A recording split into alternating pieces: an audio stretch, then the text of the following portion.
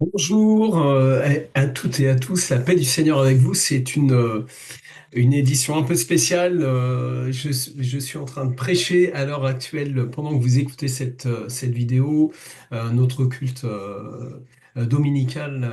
Et je n'avais pas pensé qu'à midi, je serais déjà au service ailleurs.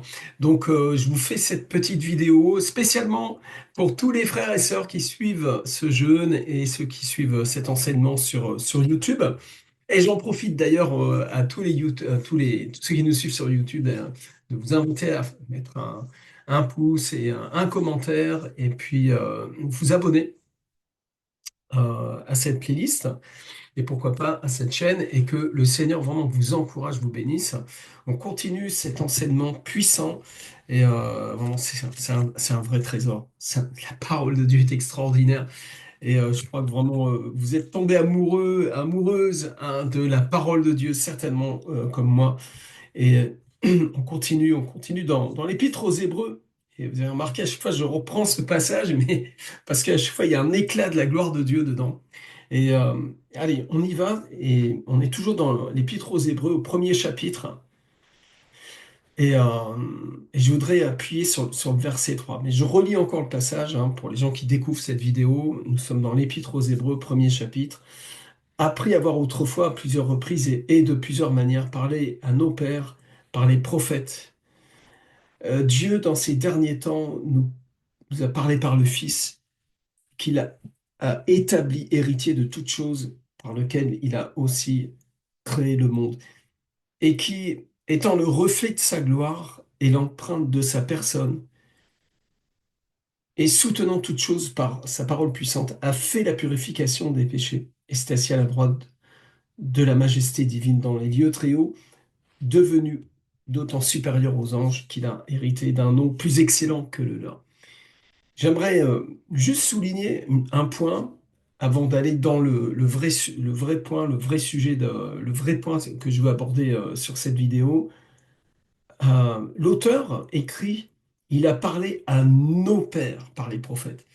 Et ça m'indique que le gars qui a écrit ça, c'est un juif et qui écrit aux Hébreux. C'est un juif messianique, c'est un juif qui écrit aux Hébreux. Alors, c'est pour ça que ça pourrait être l'apôtre Paul, hein, parce que Paul, Saul de Tarse, de la tribu de Benjamin. Mais ça peut être aussi eh bien, un juif messianique, un fils spirituel de l'apôtre Paul ou d'autres, hein, peut-être même. Et en tout cas, c'est un juif qui écrit à des juifs. Amen. Mais c'est pas, ça, c'était juste une aparté. Là où je veux en venir, c'est ce verset 3 qui est éblouissant, qui est captivant. Le verset 3. Il dit euh, à propos du Fils qu'il est le reflet de sa gloire et l'empreinte de sa personne. Je répète, il est le reflet de sa gloire et l'empreinte de sa personne. Et ce verset, si vous réagissez comme moi, c'est un verset qui nous attire comme ces aimants, là, comme ça, là. Tac! Vous en voulez plus, je veux en savoir plus, je veux le connaître, je veux connaître le Christ. Pourquoi je veux le connaître? Parce qu'il est le reflet de la gloire de Dieu, tout-puissant. Hein. Il en est l'empreinte, et l'empreinte parfaite. Hein. Si vous prenez une pâte à modeler et que vous posez votre main dans cette pâte à modeler et que vous enfoncez votre main à l'intérieur, quand vous ressortez, l'empreinte, c'est le même rapport en fait, point par point. Ce n'est pas juste un éclat de Dieu. Il est le reflet complet de Dieu. Il est la doxa, littéralement, de la gloire. Il est la gloire du Dieu vivant. Il est la manifestation de la gloire du Père. Il est entièrement celui qui m'a vu a vu le Père, a dit Jésus. Amen.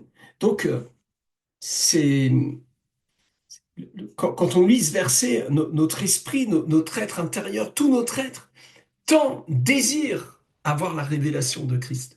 Je veux voir Christ, je veux le voir. Ce que cet homme écrit là, cet apôtre, il est en train d'écrire, dit à propos du Fils, qu'il est le reflet de sa gloire et l'empreinte de sa personne. Moi, je veux Jésus, je veux une rencontre avec lui. Parce que quand je vais avoir une rencontre avec Christ, qui est ce médiateur entre Dieu et les hommes. Je vais avoir une rencontre avec le Père lui-même. Dieu Tout-Puissant. Dieu tout suffisant, celui qui nous a créés à son image pour nous combler. Amen. Alors, faisons un saut maintenant dans 2 Corinthiens au chapitre 3. 2 Corinthiens chapitre 3. Et on va lire à partir du verset 14, chapitre 3, verset 14. Euh,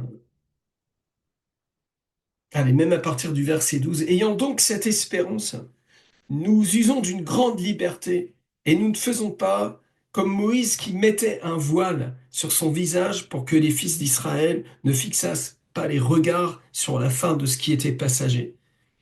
Bon, c'est très allégorique aussi, hein, ce qui est enseigné à cet endroit. Il est en train de parler du fait que eh bien, l'évangile que nous avons reçu est un évangile éternel, que c'est la vie éternelle, ça n'a pas de fin. Cette bénédiction n'a pas de fin. Amen. Et il dit, à propos des lecteurs de l'Ancien Testament, il dit, mais ils sont devenus durs, hein, d'entendement. Car jusqu'à ce jour, le même voile demeure quand ils font la lecture de l'Ancien Testament et ils ne se lèvent pas parce que c'est en Christ qu'il disparaît. Ce voile qui signe la faiblesse de l'Ancien Testament, qui signe la faiblesse de la gloire dans l'Ancien Testament. La gloire qui est dans l'Ancien Testament n'est juste qu'un reflet, un reflet, mais dans le sens que c'est juste l'annonce de la plénitude. Mais il n'y a pas la plénitude. Voyez. Quand Paul dit que toute la plénitude de la divinité est en Christ, c'est pas juste un leitmotiv là. On n'est pas juste dans une notion un petit peu, comment dirais-je, voilà, doctrinale, où il s'agit, c'est Jésus, tu vois. C'est beaucoup plus que ça. C'est toute la substance divine est en Christ. Et quand nous nous tournons vers le Seigneur, nous convertissons à Christ, eh bien, ce voile qui signe la fin de la chose, hein, où la gloire qui était sur le visage de Moïse disparaissait, hein, c'est ce qui est dit dans le texte. Hein. Et donc, cette espérance, nous avons une grande liberté. Nous ne faisons pas comme Moïse qui mettait un voile sur son visage pour que les fils d'Israël ne fixent pas les regards sur la fin de ce qui était passager, c'est-à-dire la manifestation de la gloire sur le visage de Moïse qui à un moment donné finissait par s'estomper et revenait à un état d'homme normal, quoi, bien qu'il soit prophète. Alors que en Christ, il n'y a pas de fin à la révélation de la gloire de Dieu sur le visage de Christ.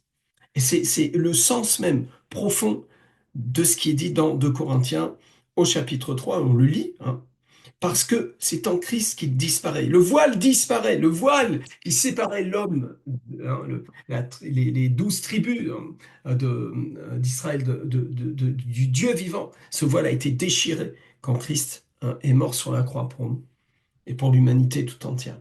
Et jusqu'à ce jour, quand on lit Moïse, un voile est jeté sur leur cœur. Et je vous garantis que c'est vrai, hein. C'est fort possible que même parmi les chrétiens, un voile est en train de revenir. C'est comme si, comme Pénélope, on recoue. On recoue le voile religieux, on recoue le voile de l'Ancien Testament, de la loi.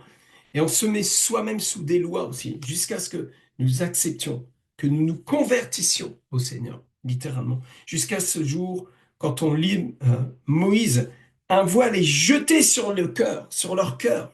C'est carrément le cœur qui est voilé. C'est terrible, hein. Mais lorsque les cœurs se convertissent au Seigneur, le voile est ôté. C'est-à-dire que le mot Apocalypse, ôter le voile, c'est le même mot que révélation, c'est-à-dire la révélation de Christ. Alors nous travaillons à la révélation. Je prêche, j'enseigne, je prie pour que tu aies une révélation de Christ. Amen. Et alors que tu as cette révélation, tu reçois le paquet en fait. C'est là que tu reçois le paquet. Amen. Le paquet de bénédiction, de la grâce de Dieu, la gloire de Dieu, la vie éternelle, la plénitude. Alors au verset 17, il dit, Or le Seigneur, hein, lorsque, verset 16, mais lorsque les cœurs se convertissent au Seigneur, le voile est ôté. Or le Seigneur, c'est l'Esprit. Donc là, on découvre que l'Esprit est une personne. C'est le... Or le Seigneur, c'est l'Esprit. Et là où est l'Esprit du Seigneur est la liberté. Hein, c'est pourquoi il commence en disant, nous usons d'une grande liberté. Il y a une grande liberté en Christ. Et une liberté, nous avons échappé à la religion. Nous sommes sortis de la religion, de la religiosité, de faire des choses pour accéder à Dieu. Nous avons reçu Christ. Nous l'avons reçu. Or, le Seigneur, c'est l'Esprit. Et là où est l'Esprit du Seigneur est la liberté. Amen. Là où on nous accuse d'être une secte, c'est tout le contraire qui se produit. En réalité, nous, Dieu nous a jetés en liberté. Et c'est une grande liberté, c'est pas une liberté de licence, de rébellion, de rejet de ce qui est de la loi, etc. La loi des hommes, hein, se soumettre à, bah, voilà, on te dit de rouler à 50, tu roules à 50. On te dit de marquer le stop, tu fais le stop. On te dit de payer tes impôts, tu payes tes impôts, etc. Cette liberté glorieuse, enfant de Dieu, n'a pas grand-chose à voir avec la bonne attitude de vie sur terre. Nous parlons ici de la liberté glorieuse des enfants de Dieu d'accéder au Dieu vivant. Le voile a été déchiré. Nous avons accès au Père par une route nouvelle et vivante, nous dit l'Épître aux Hébreux, justement.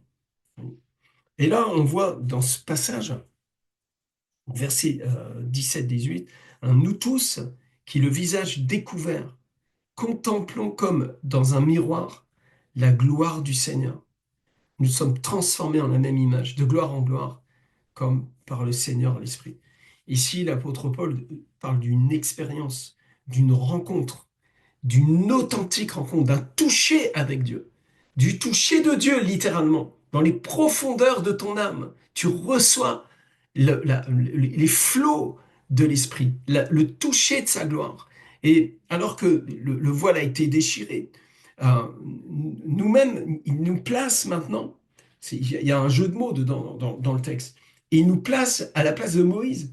Moïse met un voile, et nous prenons la place de Moïse maintenant, mais le voile est ôté. C'est-à-dire qu'on a plus que Moïse, on a plus que les prophètes de l'Ancien Testament. Il y a plus que les anges. Il y a plus que tout ce qu'on peut imaginer. Parce qu'en Christ est toute la plénitude de la divinité. Alors, nous l'adorons. Et quand nous l'adorons, en esprit et en vérité, ce Dieu vivant, hein, qui est Père, Fils et Saint-Esprit. Je sais que ta cervelle n'arrive pas à suivre le truc, et il y en a qui ont essayé de résoudre le problème en cassant le mystère de la Trinité, en s'en débarrassant littéralement.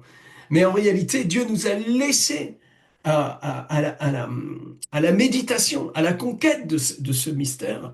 Et nous y resterons jusqu'à ce que bien, nous comparaissions devant le Seigneur et on ait toute la plénitude de cette révélation et nous serons comme lui parce que eh bien, nous le verrons, n'est-ce pas? Euh, En tout cas, à partir du moment où nous nous convertissons à Christ, à Jésus-Christ comme étant le Fils du Dieu vivant, le voile est ôté et nous commençons à découvrir qui est Christ vraiment. Et nous l'adorons. Par la puissance du Saint-Esprit, par le ministère de l'Esprit, nous avons accès au Père. Et alors que nous l'adorons, que nous adorons en esprit et en vérité. Or, le Seigneur, c'est l'Esprit. Il y a des gens qui ne veulent pas adorer le Saint-Esprit. Mais c'est bien dommage parce qu'il est Dieu. Et tu aimeras le Seigneur, ton Dieu, de tout ton cœur. Tu vas l'adorer, tu vas adorer Dieu. Et Dieu est esprit, il cherche des adorateurs en esprit, en vérité. C'est-à-dire que Dieu est esprit et le Saint-Esprit à côté. Alors, donc, l'Esprit Saint ne serait pas Dieu? Ben, si, il est l'Esprit de Dieu, justement. Donc, il n'y a qu'un seul Dieu, qui est Père, Fils et Saint-Esprit. Je sais bien, je sais que ta cervelle a du mal avec ça. Mais alors que nous expérimentons le dévoilement de ce Dieu vivant en Christ, alors que le voile est déchiré, que nous avons libre entrée dans le sanctuaire, dans sa présence, alors nous goûtons la communion avec lui. Et l'intimité qu'on a avec la personne du Saint-Esprit est extraordinaire. Extraordinaire. C'est goûter à avoir une rencontre avec le Seigneur, l'Esprit. C'est avoir une vie complètement transformée, bouleversée. Vous voyez que en Corinthiens, on ne parle pas beaucoup de démons, hein. Juste, on vous demande de ne pas laisser à Satan l'avantage sur nous. Voilà, c'est tout. Hein, car nous n'ignorons pas ses desseins. Mais les desseins du malin, vous le savez bien, c'est de nous détourner du véritable évangile, de nous détourner de la véritable adoration. Amen. Vraiment, honnêtement, je pense que l'un des pires esprits de l'enfer, c'est l'esprit religieux, de rendre l'être humain religieux, d'avoir la crainte de Dieu qui est sous forme de peur, vous savez. La Bible dit dans l'épître de Jacques que les démons savent qu'il y a un seul Dieu et ils tremblent. Amen. Ça, c'est la foi des démons. Nous n'avons pas la foi des démons. Nous avons la foi des fils et des filles, héritiers de Dieu, co-héritiers avec Christ. Nous avons été rachetés, nous avons été justifiés. Nous lui appartenons par le sang de Jésus. Tu peux déclarer avec moi ce midi. Déclare avec moi, par le sang de Jésus, je suis pardonné. Par le sang de Jésus, je suis racheté. Par le sang de Jésus, je suis justifié. Par le sang de Jésus, je suis sanctifié. Par le sang de Jésus, je suis purifié, justifié, guéri, sauvé, délivré. J'ai accès au Père. J'ai accès au lieu très saint. J'ai eu la communion avec Dieu. Amen. La prochaine fois que tu fais la Sainte Seine, peut-être tu pourrais faire la Sainte Seine à l'issue de cette vidéo. Eh bien, déclare cela, que tu es devenu complètement, totalement héritier du ciel. Ça t'appartient, parce que Christ a payé le prix pour toi. Amen, nous tous, qui le visage découvert, contemplons comme dans un miroir la gloire du Seigneur, nous sommes transformés en la même image, de gloire en gloire, comme par le Seigneur l'Esprit. Le christianisme auquel nous sommes appelés, un christianisme d'expérience, et pas seulement une expérience épidermique, avoir une visitation de Dieu, mais littéralement, nous demeurons en lui et il demeure en nous. Est-ce que c'est pas une bonne chose, ça? Est-ce que c'est pas une bénédiction? Alors, j'ai pensé à prendre ma guitare, je vais juste prendre quelques chants d'adoration. Je vais mettre le son spécial musique. Voilà. Et on va mettre en pratique. Amen. Et je vous invite à ouvrir votre cœur à la présence du roi. Alléluia. Merci Père.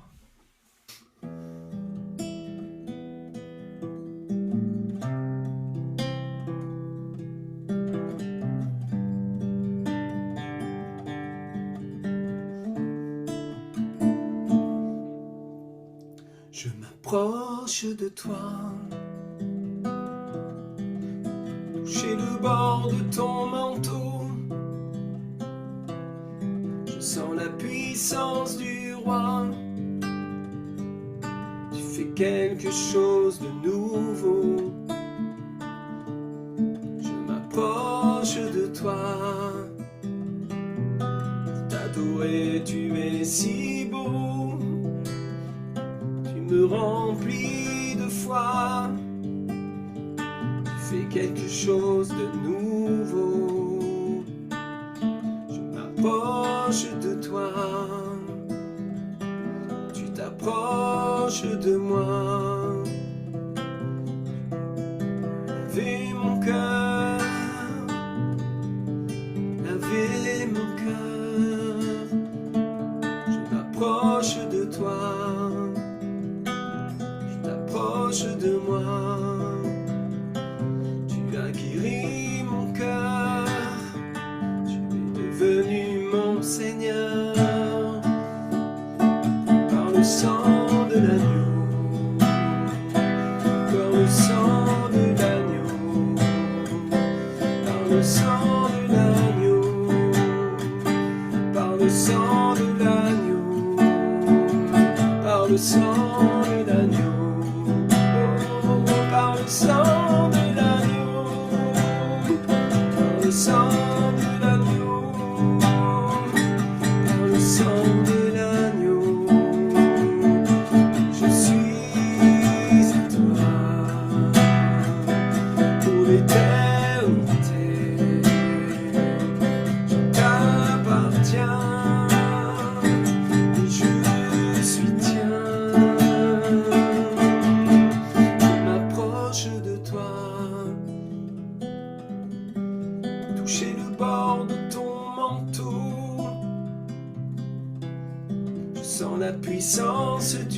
crois. Tu fais quelque chose de nouveau. Je m'approche de toi. Pour t'adorer, tu es si beau. Tu me remplis de foi. Tu fais quelque chose de nouveau.